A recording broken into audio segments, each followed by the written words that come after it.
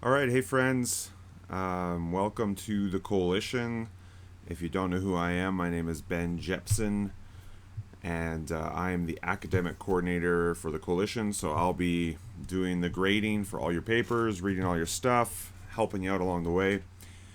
And I just wanted to share a few general kind of rules and just a bit of an overview for academic writing.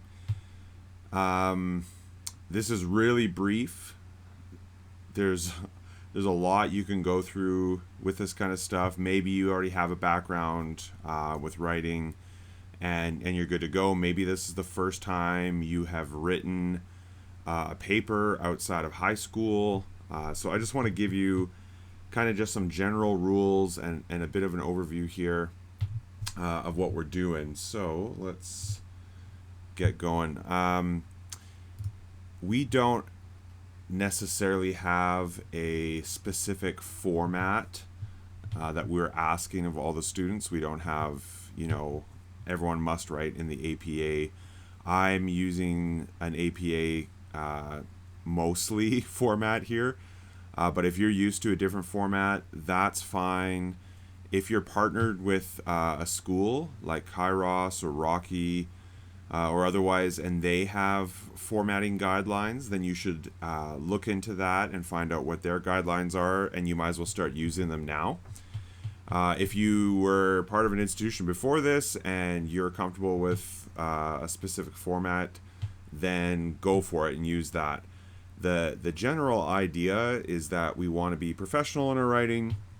We want it to look sharp. We don't want it to be sloppy. But I'm not going to dock you marks if you didn't format 100% perfectly to a specific guideline. What we are most interested in is your content.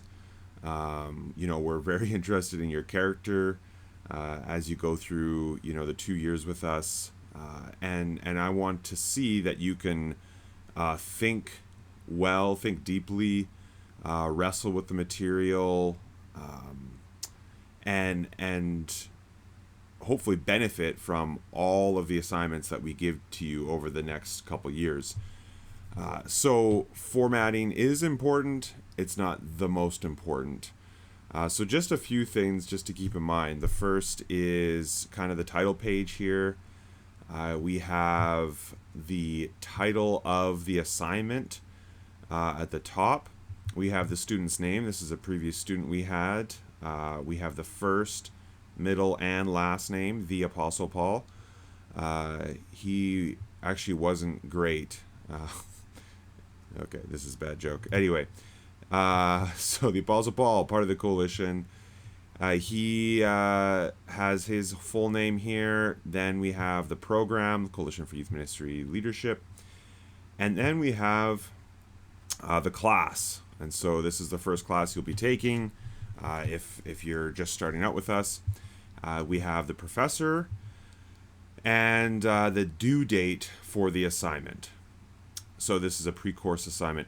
So first off, just that's kind of just the general overview here. It gives me the information I need as I'm grading your work. Who is this and what assignment, all that kind of stuff. The other thing I want you to keep in mind is anytime you are referencing the professor, we want to be as professional as possible. So right away, we know Marv Penner, he's got his doctorate, therefore we give him the appropriate title there. That being said, you'll find a lot of our professors aren't going to force you to call them doctor during the week, but we always want to remain professional within our academic writing. So when you are actually writing in your paper, if you ever talk about the professor, if you cite an author or anything like that, one of the mistakes I see happen often is they'll say, Marv said this, or the author, Eugene said this. We want the full name. You don't necessarily have to say doctor within the body of your work, but we want to remain professional. And although a lot of the professors are very friendly and likely will become your friends, we will treat them not as your buddy in the paper, or authors like Eugene Peterson, for an example.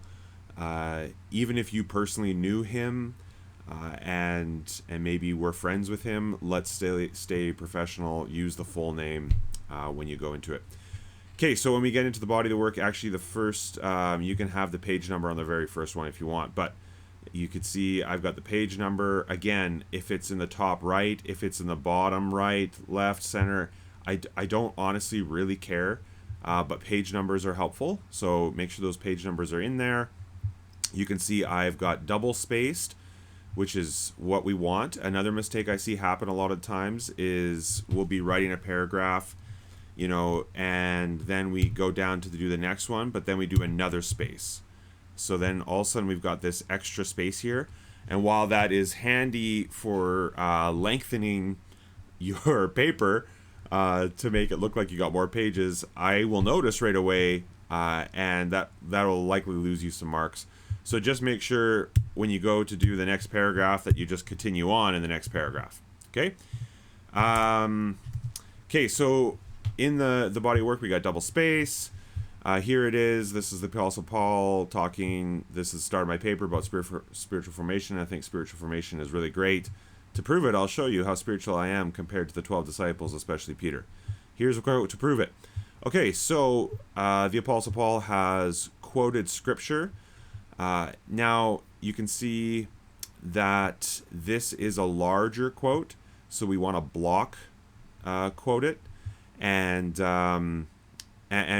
because it's more than 40 words is typically the rule, or if it's like more than 4 lines is another one I've seen out there, we make a whole separate quote. Whereas opposed to here, while he continues on talking about how great he is, he has inserted a quote from another book right into the paragraph here because it is shorter. So just some general guidelines here. A lot of this formatting, if you go onto Google and you go APA formatting for block quotes or citations or anything like that, you'll find everything you need on there. Also, obviously, I'm here to help you, so you can always reach out to me and I can help you out with that too. So that's kind of the quoting there. You can see we don't have the quotation marks when we block quote here, but we do when we are putting it in the paragraph. And then I've also put footnotes. Now on APA, they don't actually require you to do footnotes. I like footnotes, but you can do it either way. If you don't use footnotes, I've kind of got it described here. If you quote something here, then you can put it into the brackets. You want the author's last name, the year of publication, and the page number after your quote. Otherwise, you can footnote, and then you have the information at the bottom here. We have the author's name, the title of the book with the subtitle, and then in brackets, the city, state, or province, wherever it was written, and then the publication company, the year, and then the page number. Now here you can see the Apostle Paul quoted this book, and then he went to quote it again right away. The next quote was from the same book. So you can see the next footnote, instead of writing the whole thing out again, because we've already quoted from that book, he has just put the author and the page number, and that's great. There's other, again, formats and ways to do this that are fine if you want to do that, but that's kind of a good general rule of thumb, is you don't have to put the whole thing in each time. Then at the very end, for APA, it's reference list. Other formats would be like bibliography. I don't care, whatever formatting you're going to use. We just want the list of everything that you cited within the paper. So this is like an example for a journal article here. There's an example for a website. There's an example for the book if you're doing books, and there's lots of other things, of course, you can reference. You can reference your own notes from class, even a slide from a professor, a film, technically, Lots of different things. Again, if you go online, you can find these things, and all that information is there.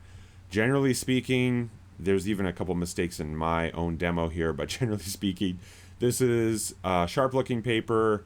It looks professional. It has the information I need. And I think it's good to go. I've got what I need, and the main thing I'm concerned now that I'm not distracted by poor formatting is the content of your work, and that's what's really going to be most important to me. The other thing to keep in mind is font size. We want to stick to the 12 font, and then if you footnote down here, you can go to 10. Don't make this the same font size as the body of work. Also, with fonts, you have flexibility, but again, we're looking to be professional in our academic writing.